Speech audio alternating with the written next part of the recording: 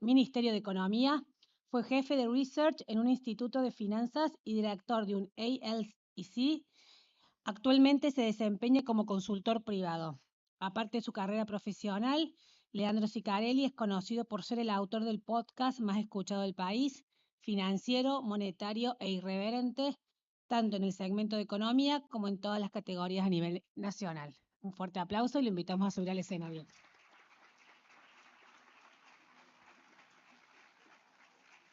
También presentamos al señor Salvador Vitelli, analista financiero, consultor, jefe de research en Romano Group y operador de granos, consultados por medios internacionales como el Financial Times, Forbes, Reuters, Bloomberg y la CNN, y medios nacionales como La Nación, Clarín, Infobae, Ámbito Financiero, El Cronista, TN, El Perfil. Modera este panel, le damos un fuerte aplauso y lo invitamos a subir.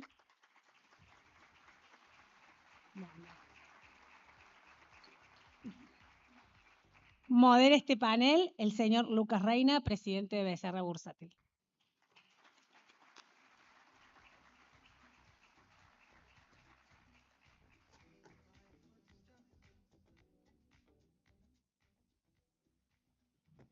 Yo me senté, no los esperé. Perdón.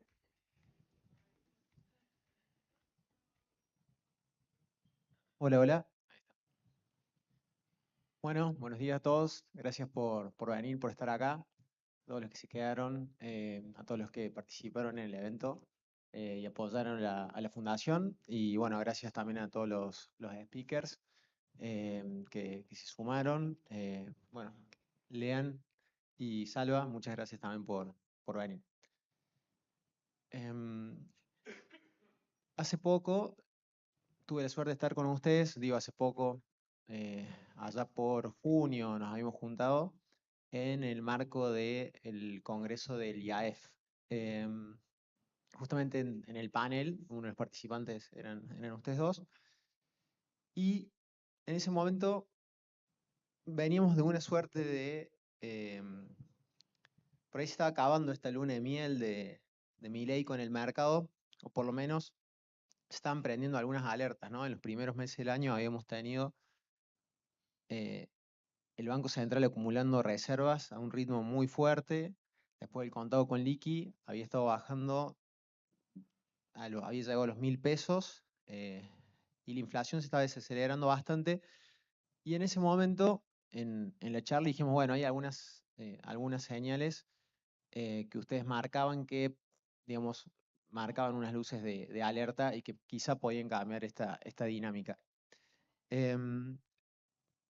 Bueno, a nosotros los economistas nos gusta encasillar todo.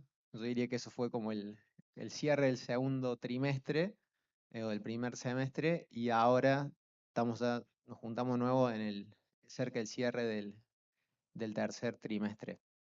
Entonces, poniendo esto en contexto, quería preguntarles, bueno, un poco qué ven que pasó, ¿no? En este tiempo que transcurrió desde ese momento que nos juntamos hasta hoy.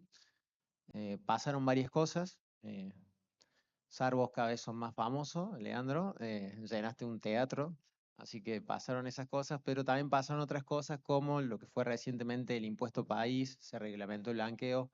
Son algunos de los temas que vamos a hablar hoy. Tema del impuesto país, algo estuvimos hablando y creo que fue esta semana, creo que es lo más reciente. Me gustaría saber un poco qué opinión tienen, digamos, de este impuesto, digamos, tan especial en términos de recaudación y en términos de lo que podría implicar en actividad y en la inflación, ¿no?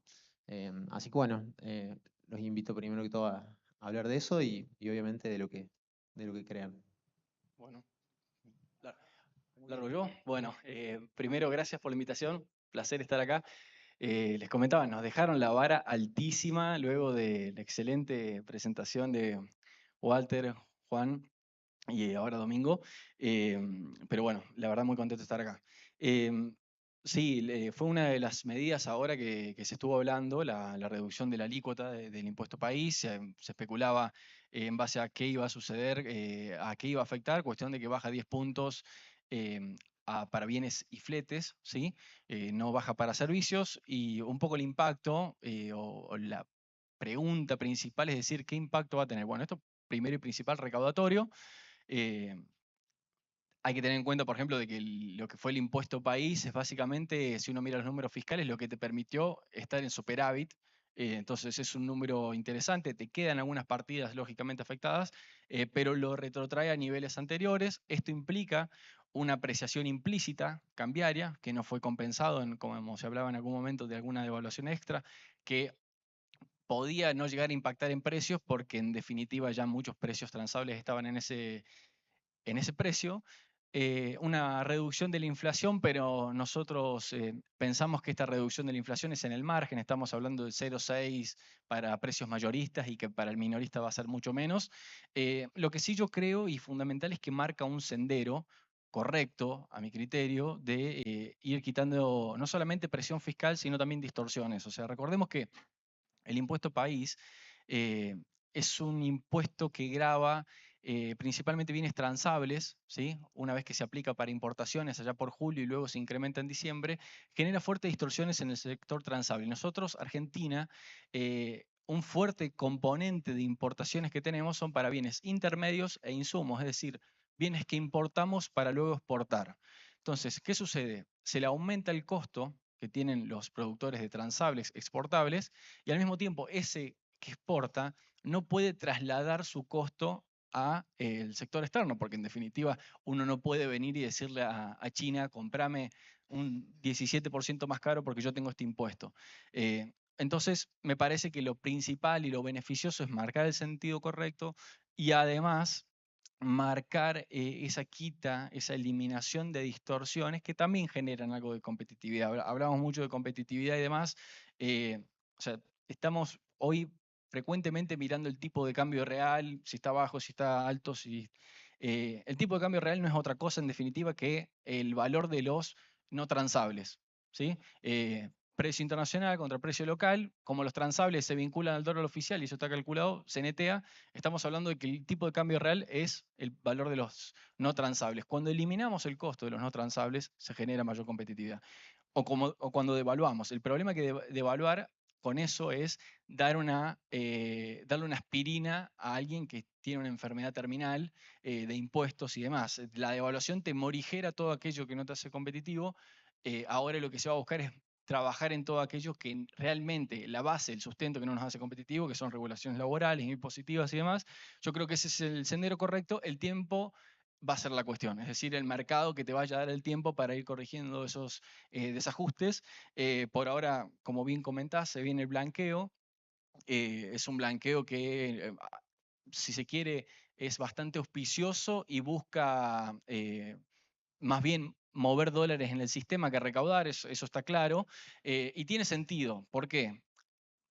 Pensemos en que la intervención que se anunció a mediados de julio, que hablaron de quitar peso de la economía, yo creo que siempre a la gestión actual hay que mirarla con el subtexto, es decir, cuando la tasa la fijaba la LECAP, bueno, eso no era cierto, la fijaba el Banco Central con los pases. Ahora, cuando iban a absorber pesos, no, están interviniendo en la brecha. ¿Por qué? Yo creo que es para conseguir un puente, ahora lo que se viene el blanqueo. Piensen, por ejemplo, que si entrasen 20.000 millones de dólares en el sistema, a comprar títulos, el tipo de cambio MEP, el tipo de cambio contado con liquidación, son tipos de cambios implícitos. Es decir, paridad pesos, paridad dólar. Si tenés muchos dólares yendo a la paridad dólar y los pesos se mantienen relativamente constantes, uno podría esperar que el tipo de cambio implícito baja. Hoy está bajando un 1% y estuvo bajando sucesivamente. ¿Quiere decir que vaya a bajar bruscamente? No necesariamente, pero 20.000 millones de dólares es prácticamente la base monetaria que tenemos hoy en pesos. Entonces, el gobierno yo creo que está buscando un puente de tratar de intervenir con dólares para llegar a ese momento en que el blanqueo te comience a traccionar dólares e intentar allí, que lo vamos a hablar con Lean, de quitar restricciones e ir levantando paulatinamente el cepo. Bien, perfecto, Salva. Sí, clarísimo. Justo cuando estabas haciendo, bueno, esta aclaración sobre el impuesto país y sobre las medidas, estas que parecen, bueno, como tratando de generar un puente, me acordaba una frase que Leandro en un momento nombró en el podcast, que es que el gobierno se estaba enamorando, ¿no?, de la desinflación. Junto con lo que vos decís, hoy leyendo un informe de 1816, que es una de las consultoras que, bueno, que en el mercado más seguimos, bueno, pareciera que se enamoró y renovó los votos, ¿no? ¿Qué, qué te parece, Lean, esto? ¿Qué pensás? Bueno, antes que nada, gracias por la invitación. Un placer estar acá en el evento y en la provincia, que ya es como la segunda casa, estoy viviendo una vez por mes, más o menos. Así que muy contento de estar acá con ustedes. Vuelvo un poco para atrás con la primera pregunta que hiciste, que quiero comentar algo. En aquel congreso de IAEF, todavía todo marchaba bien y por ahí con Salva o algunos analistas ya veníamos planteando algunos interrogantes de cara al segundo semestre. Y era principalmente porque fue en el proceso en donde estaba terminando de negociarse el tema ley bases. Bien. Para mí una forma de entender por qué se empezaba a agotar el modelo o cómo estaban funcionando las variables, cómo estaban alineadas las variables, era pensar de que el gobierno durante el primer semestre de gestión gobernó con un plan B. Bien, ¿por qué con un plan B? Bueno, cuando uno mira cada una de las patas del programa, cambiario, monetario y fiscal, da la sensación de que el gobierno tenía una idea el 10 de diciembre y que cuando lo quiso llevar a la práctica, buena parte de todas esas ideas que tuvo no funcionaron o no las pudo sacar. Lo principal y lo más importante es la ley ómnibus, donde está un programa fiscal que te hacía la convergencia fiscal, casi te diría un 50 y 50 entre ingresos y gastos. O sea que el gobierno no tenía como escenario base hacer un ajuste de 5 puntos del PBI, todo por el lado del gasto. No era el plan A. ¿Bien? Caída la ley ómnibus, el gobierno toma la decisión de ir a superávit del primer mes igual. Y eso implicó hacer el 100% del ajuste por el lado del gasto. Te voy a decir algo más, que suena medio raro, pero es real. Hizo más del 100% del ajuste por el gasto, porque hizo un ajuste y una convergencia fiscal con los ingresos cayendo. O sea que hizo un ajuste más que proporcional del gasto. Eso generó un primer trimestre una recesión fenomenal. ¿Bien? Que hizo que la inflación empiece a bajar un poco más rápido de lo que ellos esperaban. Con la corrección de precios relativos también se comportaron en modo plan B, porque el primer approach fue hagan lo que quieran con los precios. Liberó combustibles, liberó prepagas. Al tercer mes ya estaba llamando a las prepagas con defensa de la competencia para que vuelvan para atrás y diciéndole a las empresas de energía, con lo de combustible lo vamos a ir manejando acorde a cómo vengan los cronogramas de saltos tarifarios. Y en mayo dan el golpe final, que es patear un aumento de tarifas, que es una señal para las correcciones que vos tenías que estar haciendo en esta etapa del modelo bastante mala. Y eso es natural porque ese programa que vos improvisaste en la primera parte del año te traía resultados al principio por cosas espurias como licuar jubilaciones o no pagar camisa, que todos decíamos, la festejamos en marzo, pero en junio me parece que vas a necesitar un poco más. Bien. La salida era por arriba. Digo, de alguna manera el gobierno tenía que apuntalar los ingresos para cerrar el paquete fiscal, pudiendo aflojar un poco el ajuste en el gasto y permitiéndole a la actividad hacer piso, al salario real hacer piso, a la jubilación hacer piso y empezar a recomponer. Para eso necesita ingresos. La única forma de que la economía recupere los ingresos con una recuperación económica tan lenta es que consigas nuevos impuestos. Y yo creo que el paquete fiscal que vino al lado de la ley bases vino a destrabar eso. En la etapa en la que nosotros hablábamos, estábamos previo al lío o ya en el medio del lío, porque el mercado decía, bueno, conseguime la ley base. Finalmente conseguimos la ley base y el mercado corrigió. Bien, en algún momento yo decía, no me importa lo que haga el mercado, porque para la macro, en el mediano plazo, la ley base va a ser buena. Bien. Y cuando vos mirás hoy los datos de recaudación que tenemos de agosto, que interanualmente dan muy mal, porque el agosto del año pasado fue un muy buen mes de recaudación, cuando vos lo haces desestacionalizado, es el segundo mes que la recaudación empieza a volar. Y parte de eso está explicado por los ingresos que consiguió el gobierno a través de la ley base. Entonces, cuando nosotros hablábamos en lo que era la última etapa o los últimos resultados que te podía dar ese plan B. La ley base viene a oxigenar el programa hasta fin de años. Te permite, por ejemplo, hacerlo del impuesto país, que para mí está bien, pero estratégicamente dejaste pasar una posibilidad para hacer una parte del catch-up cambiario por abajo. Bien. Lo que pensábamos algunos es, si tu prioridad es, de alguna manera, mandar una señal, una ruta respecto de que vas a sacar las regulaciones cambiarias, por ahí podés aprovechar este momento donde bajás 10 puntos el impuesto país para subir 10 puntos el tipo de cambio oficial, a sabiendas de que buena parte de los transables por el precio import parity ya están a ese tipo de cambio. O sea, no tendrías un pass-through real muy significativo. Por ahí un poquito por el lado de los bienes exportables, pero debería ser chico. Bueno, al dejar pasar esa oportunidad, el gobierno lo que manda es una señal clara de que las prioridades son otras. ¿Cuáles son las prioridades? la desinflación. De alguna manera, yo siempre pongo el mismo ejemplo, por ahí es muy reiterativo para los que me siguen, pero bueno, como el público se renueva. Milei asume diciendo 24 meses de esta inflación. O sea, alta inflación con recesión. 24 meses. Era exagerado, todos dijimos no van a ser 24 meses, pero algunos decíamos, ojo que por ahí 12, 18 sí, ¿eh? Bueno, ¿cuántos meses de gobierno van? 8. Y el gobierno ahora dice que lleva la inflación a cero antes de fin de año. Entonces digo, algo cambió, algo se alteró en la secuencia, porque llevar la inflación a cero o estabilizar la nominalidad venía después de salir del cepo. Entonces, bueno, como hoy el proceso de desinflación tira y es la principal prioridad del gobierno, hace estas cosas que, por ejemplo, baja 10 puntos el impuesto país, no corrige el tipo de cambio y dice, bueno, se te está agrandando la brecha. O sea, ahora el salto que vas a necesitar para salir va a tener más pass-through, va a ser más difícil de controlar. ¿Por qué hace eso el gobierno? Bueno, porque tiene el foco puesto en la nominalidad. Y de hecho, me imagino que ahora después lo vamos a hablar, pero yo ayer grabando el podcast pensaba, digo, hemos venido discutiendo mucho respecto de a dónde se iba a encontrar el piso de esta desinflación. Y para ser honesto, no la pegamos ninguno. No sé si Arriazu debe haber sido uno de los pocos, incluso Mingo no le pegó. Porque todos decíamos, en algún momento va a aparecer el componente inercial. Porque los regímenes de alta inflación tienen eso de que la economía se acostumbra a funcionar. No es un shock, que un día los precios saltan 15 y después volvemos a la normalidad. No, todos los meses saltan 15. Entonces, la economía con el paso del tiempo empieza a generar mecanismos para funcionar con ese nivel de nominalidad. Los mecanismos son mecanismos normativos indexatorios. O sea, todo ajusta, todo va a una velocidad crucero. Entonces, vos para desinflar eso, en algún momento vas a tener que romper ese esquema inercial. ¿Bien? Como el gobierno no eligió tener anclas nominales al principio del programa, lo que todos decíamos, mirá que esto de 25 baja a 20, baja a 15, en algún momento va a ser piso. Bueno, Mingo creo que decía 8 en un momento, en 8 mensual te va a costar. Rompió 8. Yo decía en 6, rompió 6. Algunos decían en 5, rompió 5. Ahora en 4% mensual de inflación, parece que de verdad está siendo complicado. Ya tenemos 3 meses de datos donde la core está entre 3,7 y 3,8 y el mes de agosto que va a venir en línea con eso. O sea, son 4 meses donde no pudiste romper ese piso inercial de inflación. Y la pregunta es, si el objetivo primordial del gobierno es bajar la inflación y la nominalidad se estanca en 4% mensual, que estás arriba de 50 anual, o sea, es muchísimo, ¿cómo vas a hacer para romper ese piso? Bueno, por eso el impuesto país.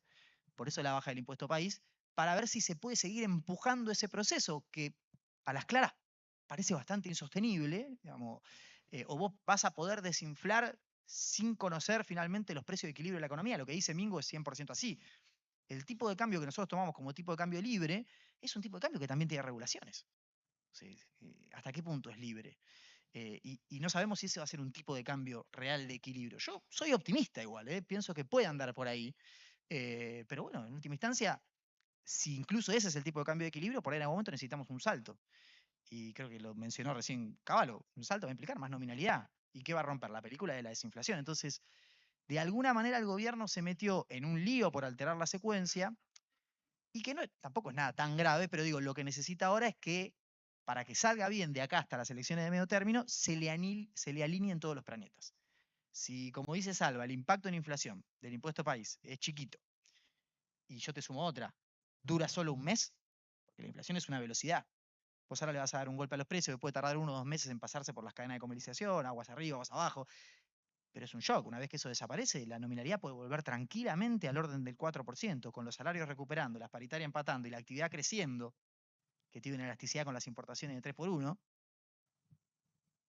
No sé cómo termina el sector externo en esa película. Entonces, ¿puede terminar bien? Seguro.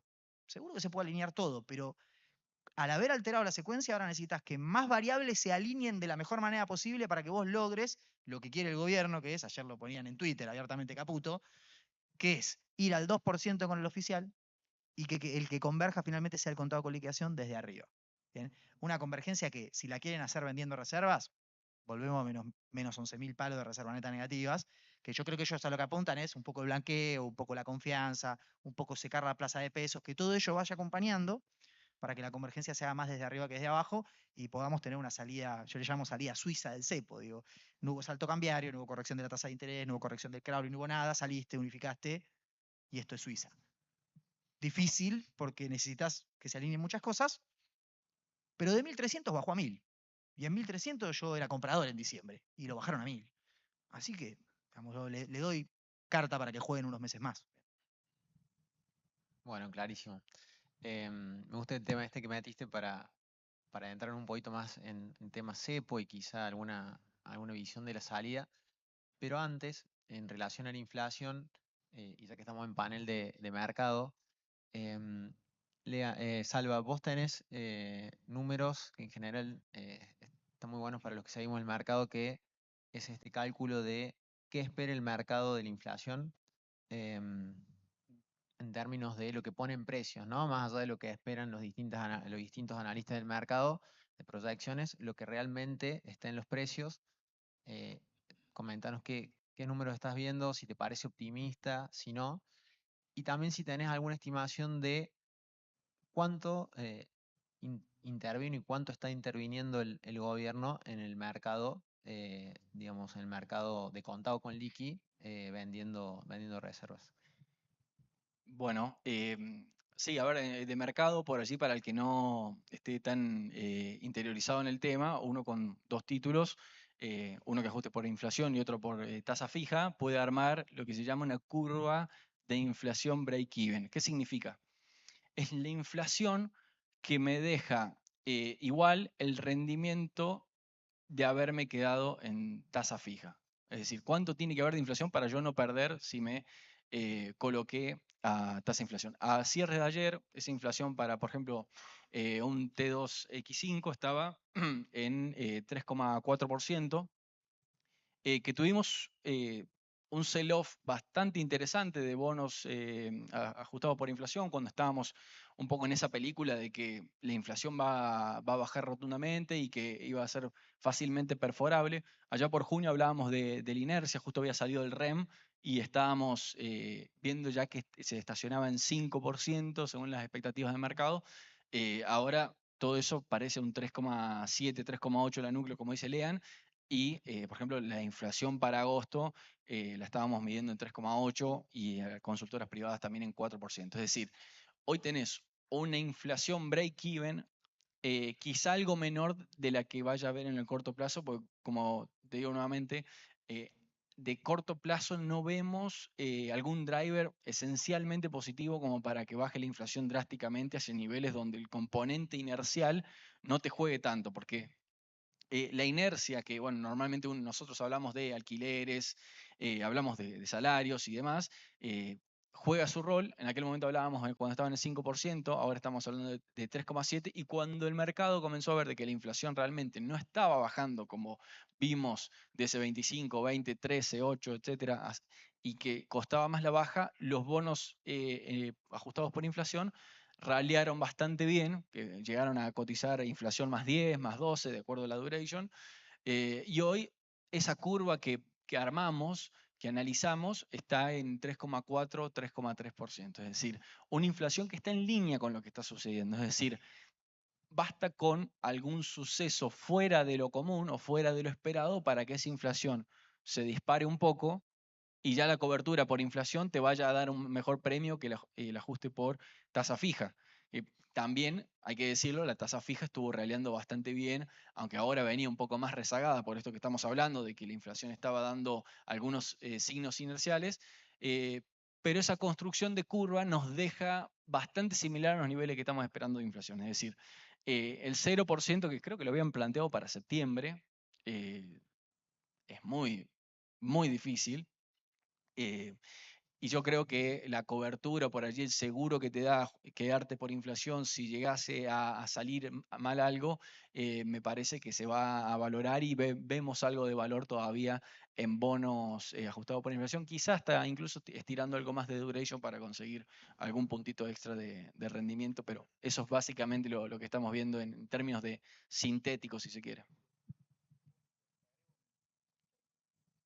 No sé, ahí está. No, te agrego una cosa, a ver, conceptual también, y en parte creo que la curva que nos comimos con el piso inercial responde a esto, que es, en el mediano plazo para tener inercia necesitas que la política monetaria sea acomodaticia. Y la política monetaria en la primera parte del año fue muy contractiva. Después se aflojó un poquito con la fiscal contractiva durante todo el año. Pero digo, en la medida en la que el gobierno se vuelva contractivo con las tasas, mantenga el superávit fiscal, probablemente con un menor nivel de actividad vos puedas volver a romper un piso inercial. A mí lo que me parece que es inconsistente o que no termino de entender cómo va a salir, o necesito que salga todo perfecto, es cómo compatibilizás la recuperación económica con ese proceso. Porque el gobierno, si bien ya abandonó lo del rebote en B corta, y bien que lo haga porque era bastante imposible que eso suceda, hoy sí está celebrando los datos de recuperación económica que efectivamente estamos teniendo. En el mes de julio daría toda la sensación de que la economía va a crecer de manera crecer, tipo en términos de rebote, digo, pero va a crecer desestacionalizado mes contra mes, porque se despertó el último sector que faltaba, que es la industria, que es la que más tarde hizo piso y es la que no te permitió finalmente el segundo trimestre empezar a dibujar un rebote más consistente. Con el piso del agro y el sector primario en general y algo de construcción, que también los últimos 3 meses te hizo piso y rebotó, la economía dibujó una foto de piso con una industria que seguía cayendo. Cuando la industria empezó a hacer así, la economía va definitivamente a empezar a recuperarse. Y la discusión acá es cómo haces compatible ese proceso con todo lo otro, por ejemplo, con el piso inercial. Más cuando la prioridad es bajar la nominalidad. Digo, y ahora estás poniendo 0,3 puntos del PBI de acá hasta fin de año en bajar la nominalidad en septiembre, que es regalar 10 puntos del impuesto país. Que los tenés y te van a sobrar porque el aumento de los ingresos por la ley de bases te va a permitir hacer eso. Pero bueno, de vuelta, es como un Tetris. Digo, vos vas acomodando una pieza, desacomodas acá, pero cuando acomodaste acá te explotó por allá. Y es un equilibrio que finalmente es muy delgado y tiene que haber una sintonía muy fina y no tiene que pasar más nada afuera. Porque acá hay dos cosas que son muy importantes, que por ahí venían después, pero también spoileo. Lo del real, es medio lo mismo igual. Lo del real y lo de la soja son cosas que para el programa que ellos estaban pensando son el talón de Aquiles. Todo lo demás tiene solución. Todo. Todos los problemas macro que tenían tienen solución. Lo de la soja no. Porque lo de la soja implica un equilibrio de tipo de cambio real con términos de intercambio más bajos, sea un poquito más alto, o sea, los transables un poco más caros en relación a los no transables. Y eso lo haces con un salto cambiario. O sea, ¿no? Y eso es justamente lo que el gobierno quiere evitar. Hola. Agrego dos cositas que me trajo a mente lo que dice Lean.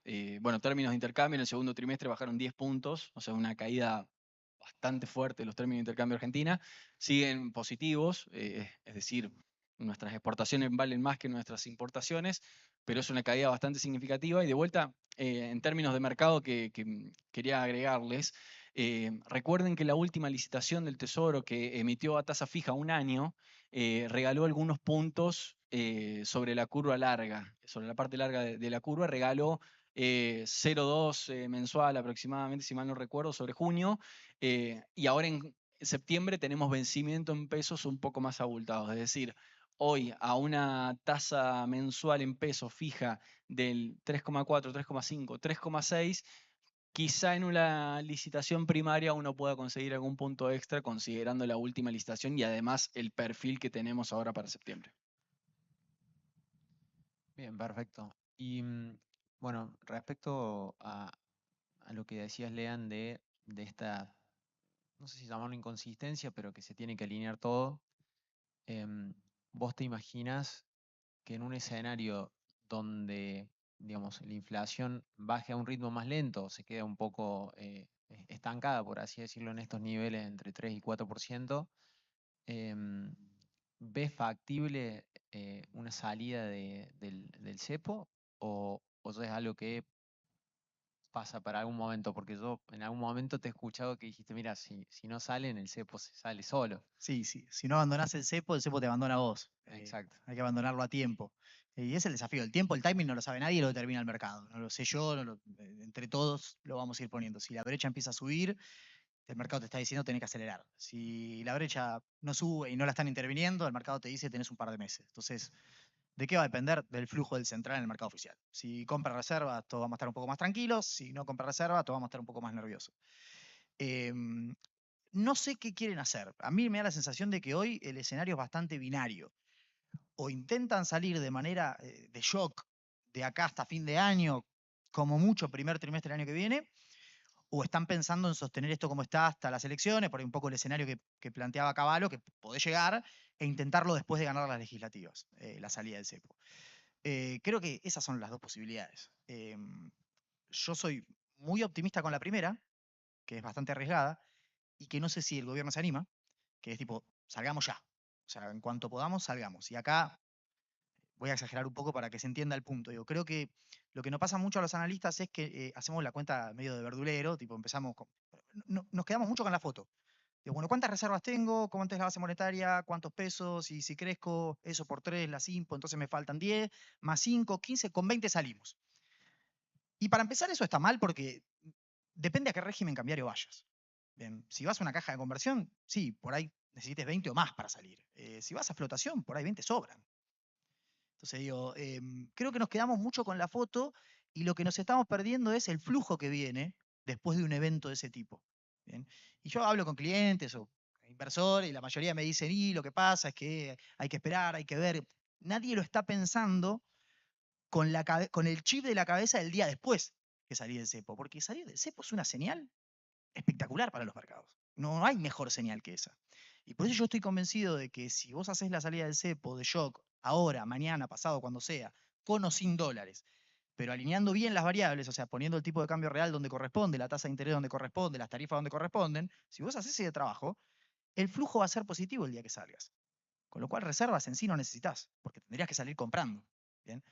Por ahí puedes tener un colchón de reservas para blindar pagos de deuda, pero el flujo tiene que ser positivo. Y yo, este último mes para los clientes, preparé una presentación donde revisaba la salida del cepo de Sturzenegger. Y la gran conclusión era, salió con nada.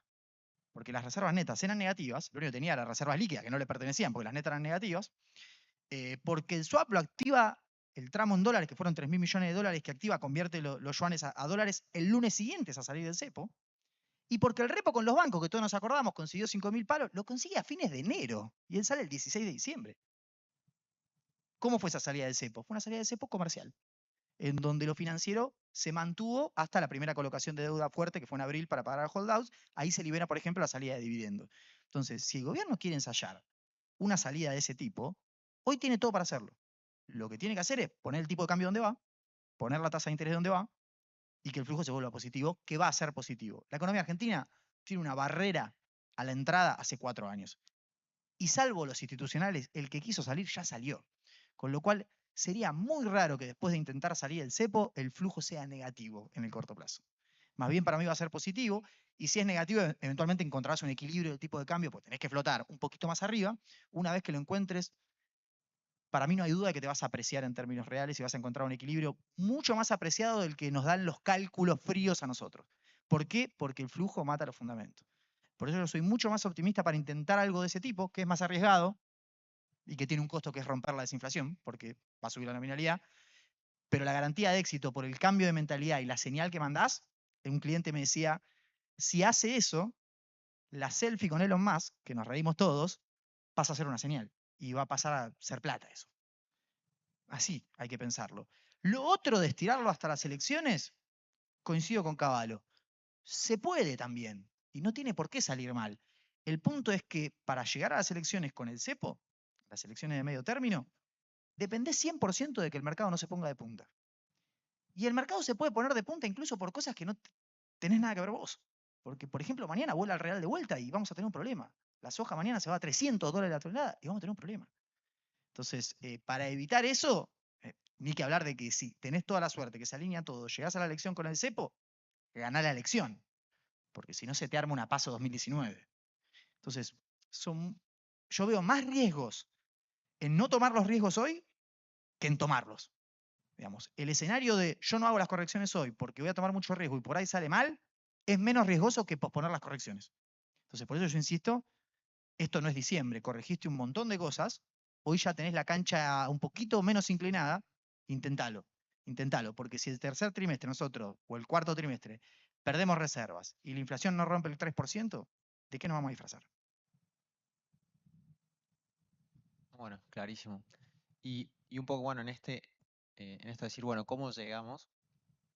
Me comentabas de una entrevista del Financial Times, ¿era? Hace poco, em, y que un poco se comentaba el tema de esta preocupación de cómo llegar en términos de los pagos, ¿no? De los pagos de los bonos que tiene que hacer Argentina, de la deuda. Hace poco Caputo, por lo menos lo que él reflejó es que, bueno, el indicador de riesgo país, él lo ve como algo que no es que no interese, sino que lo ve como que es algo retrasado, ¿no? O sea, que viene después que se haga todo bien y que no lo ve ahora necesario porque no está pensando quizá en acceder a los mercados internacionales. Em, para vos, en eso, ¿qué hay de cierto? ¿Se puede llegar? ¿No se puede llegar? Y cómo está en ese sentido el tema de las reservas para pagar los bonos, que al final, bueno, también es algo de mercado y que nos interesa. Bien, bueno, me quedó pendiente la pregunta de cuánto estaban interviniendo. El dato que tengo para agosto son 295 millones de dólares para agosto, luego confirmaremos después. Venía ya de intervenir 330 en julio, en 2 semanas.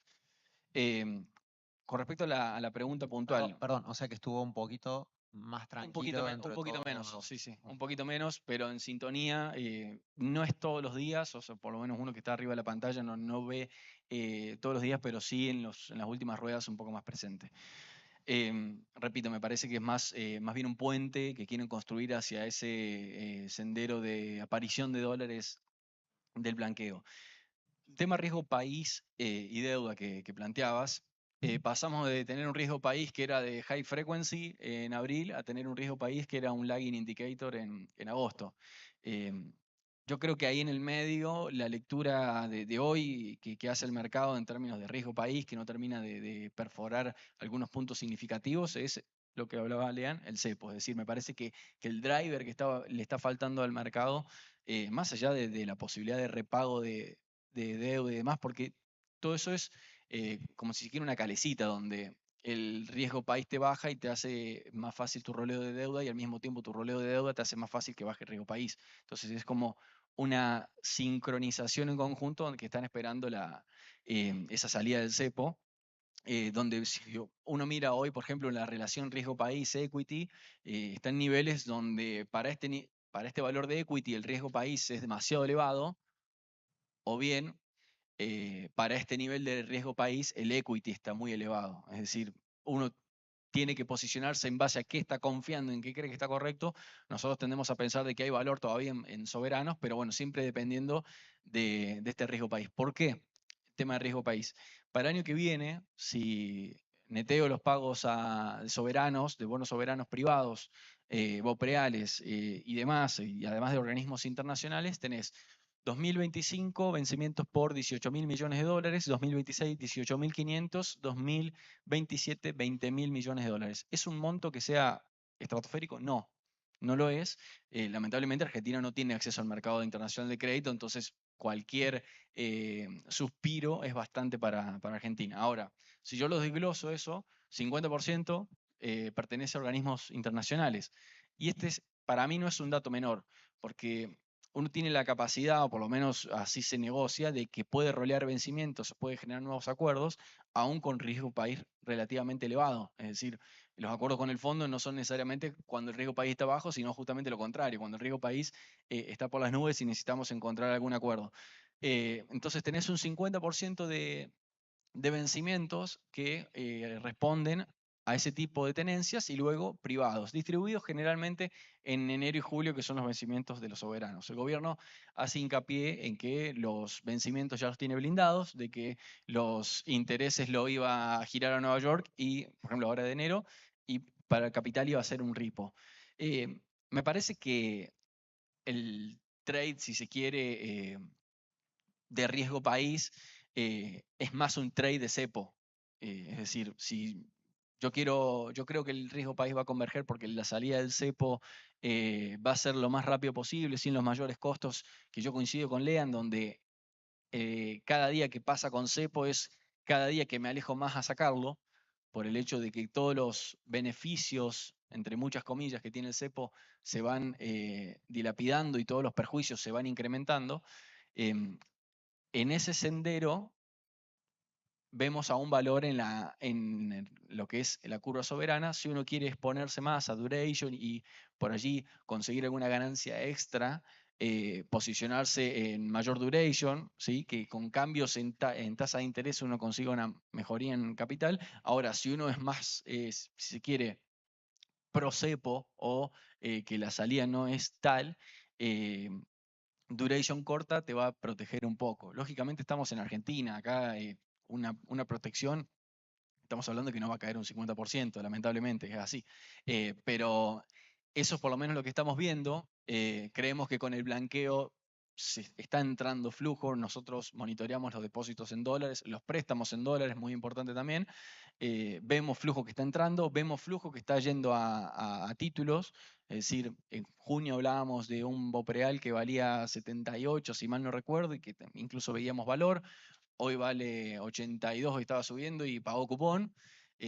Nos parece que son títulos que pueden llegar a ser atractivos para el blanqueo y uno posicionarse también en eso. O sea, está el trade blanqueo de posicionarse en títulos que uno vea valor, o por lo menos que otros vean valor, más allá de que yo lo vea. A mí me importa lo que piense el mercado más que lo que pienso yo. Pero bueno, en términos de deuda, nosotros somos bastante constructivos. No creemos que el riesgo país sea un lagging indicator. Sí vemos posibilidades de que la cuestión fiscal termine consolidándose. Vemos a un gobierno muy contundente en lo fiscal, donde si entró, por ejemplo, lo de las jubilaciones y las reformas, que luego salió vetado, pero que de alguna partida se va a sacar ese fondo, es decir, el superávit nos parece que es innegociable. Un gobierno que es bastante constructivo con las acreencias en términos de pagos. Nos parece de que en esa relación riesgo país-equity vemos aún algo de valor en riesgo soberano, sin dudas, lógicamente teniendo en cuenta también el contexto global de que la soja cayó 25%, si el real se aprecia aún más en un escenario de debilidad del dólar, por ejemplo, nos viene muy mal porque es una apreciación implícita, y bueno, que sin dudas me parece que el foco ahora va a estar puesto en este superávit energético que están proyectando para 5.000 millones de dólares el año que viene, y esa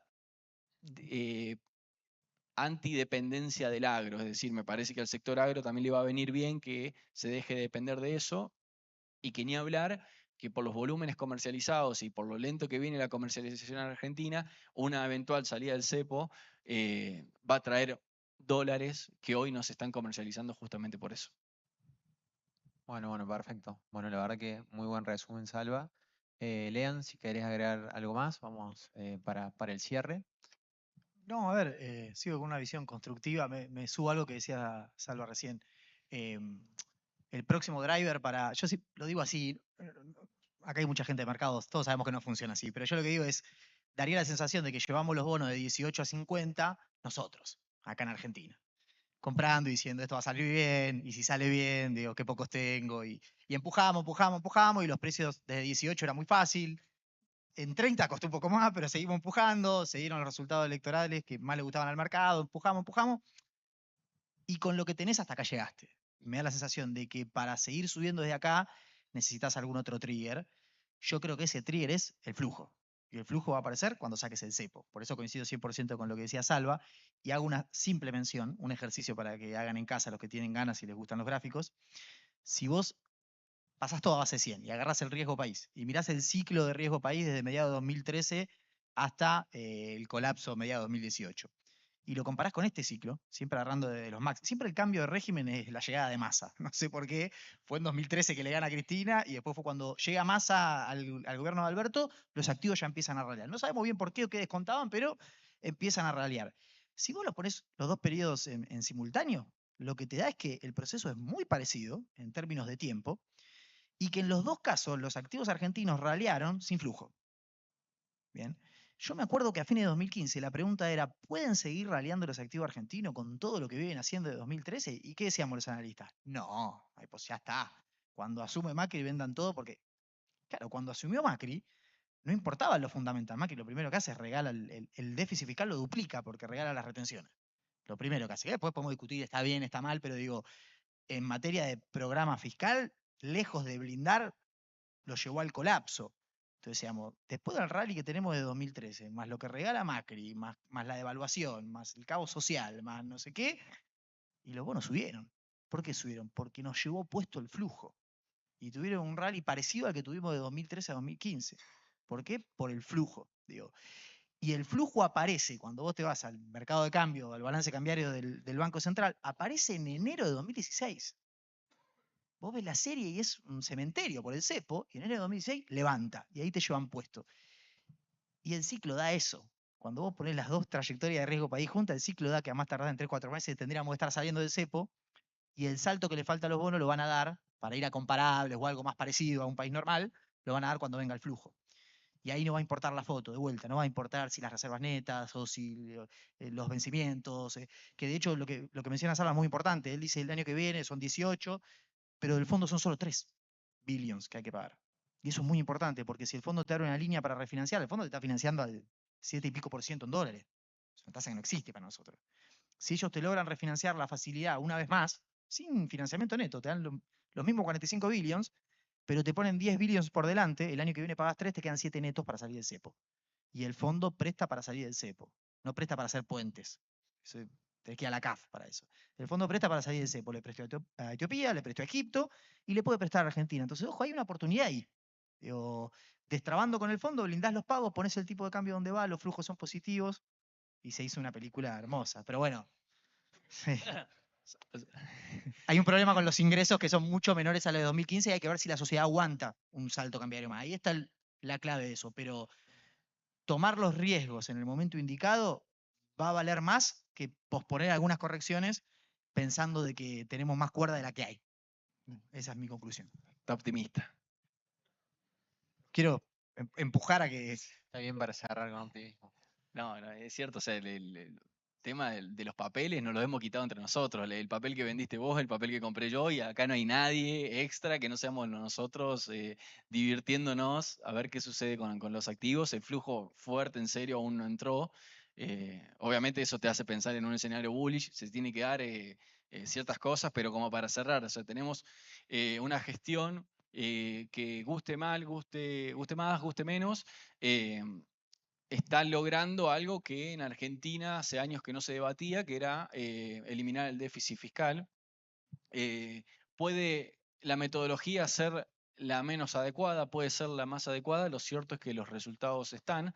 Obviamente el público inversor cuesta que compre esta película porque ya tenemos escenarios de fracasos y desamores en Argentina bastante fuertes, pero me parece que atacar la raíz del problema, como lo es el déficit y su consecuente monetización, da una oportunidad que es crucial para Argentina. Lógicamente esperamos y que para todos, independientemente del color de gestión, que la Argentina sea próspera, pero que sin dudas hoy hay un cambio que es importante y no menor. Es decir, nosotros por ahí, los analistas, pecamos de mirar muy en el micro detalle, ver qué pasa con los préstamos en dólares que ese día subieron X%. A eso importa poco cuando el sendero y la macro se está alineando. Hoy estamos discutiendo otras cosas, que es fundamental. Estamos discutiendo equilibrio fiscal cuando hace años que no se discutía.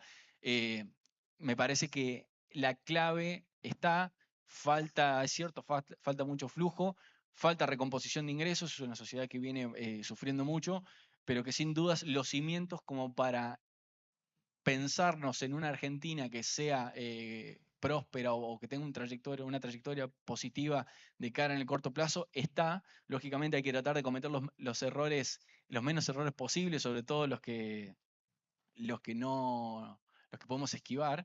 Pero en definitiva me parece que también, o sea, Argentina tiene todo para crecer. Nos hace falta algunas cuestiones que resolver, pero sin dudas que los cimientos están ahí.